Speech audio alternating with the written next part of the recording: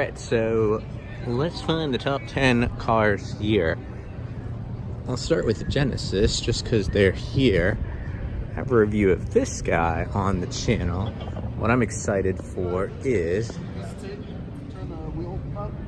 next week I will have this guy. Very excited for this. It seems like a great car. It's got cool styling. Should be high pace. Kind of bummed you can't actually get closer to it, but it looks good in person. I think it looks better in person than it does pictures. The interior is really, really nice. Yeah, it's a cool style. It's a very nice looking SUV. Speaking of electric SUVs, since that's like the newest thing, here's the e-tron.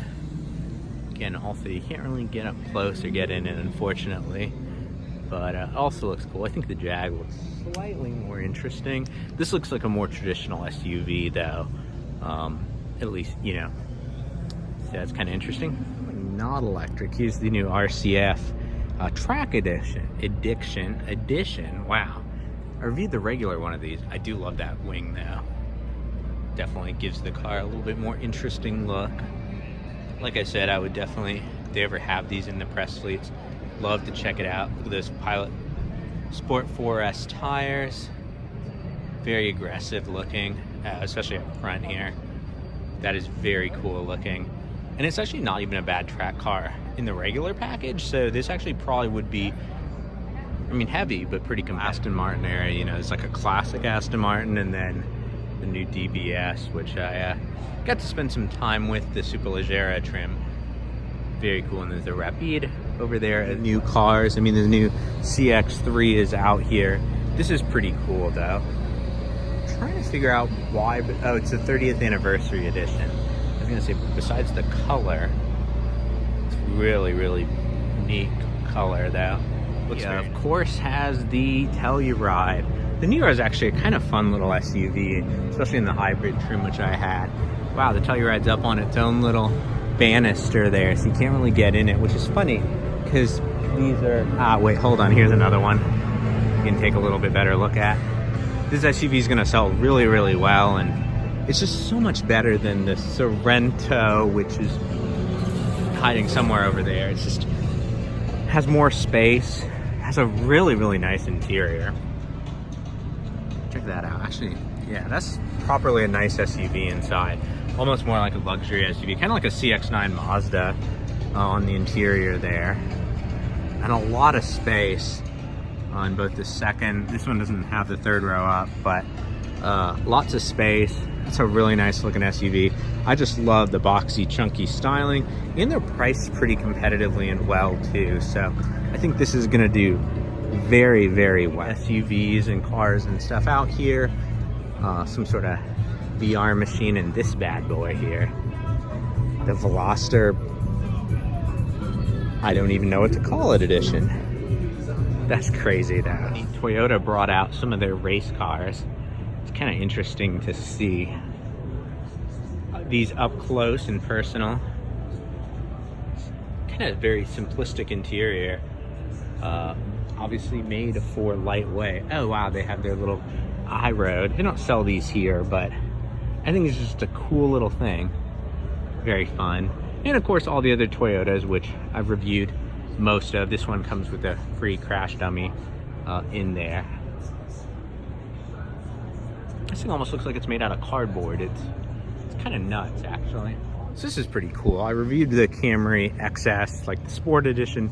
This is the TRD, Toyota Racing Division version. So it's got like aggressive seats in there. I'll have to review one of these. It's still front wheel drive. It's got some aggressive, you know, tires on there. It's got a pretty big wing. It's kind of interesting to see this in a Camry. I kind of enjoy it. Let me know what you guys for, which I reviewed. I hope to get one for more in-depth review, but it is very, very cool. I like this color on this one too. This car is, you know, was one of the top selling SUVs, and this updated one's actually much, much better than the old one. So it's gonna sell very, very well. Skipping GMC Chevy, nothing personal, it's just, they make you actually apply for press cars. Like you have to tell them kind of what your story would be. It's one of the recent developments. It's the only company I can think of that does that. So it just kind of fosters, I don't know, you not wanting to review them. I guess their sales are doing well enough that they can do that. The thing about Ford is they're building, I guess, Waze into some of their cars now. So it's different than like CarPlay. It's like a nicer integration with AppLink there. So that's kind of clever. The Explorer ST, I think this is kind of interesting because the Explorer sells really, really well, but has never been particularly sporty. This kind of fixes that. It does look really, really nice, at least outside. Kind of aggressive. If it drives as good as it looks, that'll be an interesting vehicle for sure. Definitely want to check that out when it comes out. Here's basically several $1 million 720S Spider, Phantom, Cullinan, Bentley, little area over there. 600 LT hiding in the back. Small car, large man.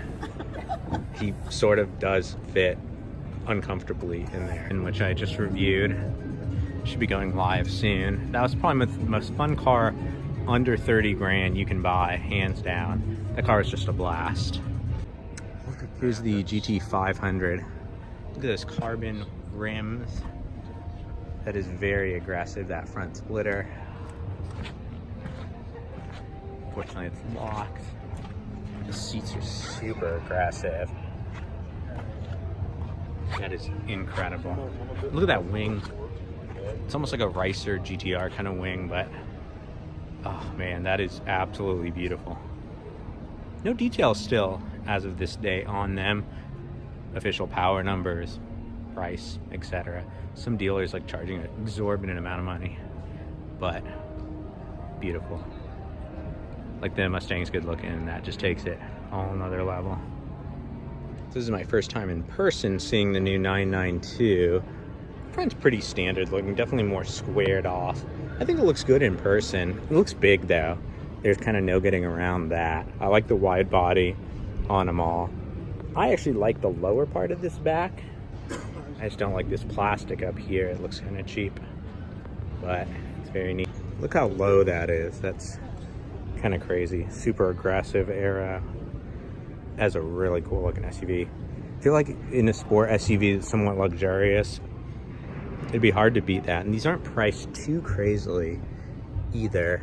172, but you can get some of the other ones for around 100. Not the Trofeo. Damn, that's cool though. It's really beautiful. All right, so in addition to the Supra, which you've all seen, it's over there.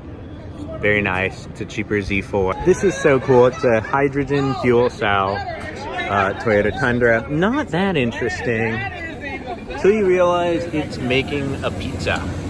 Like, no joke.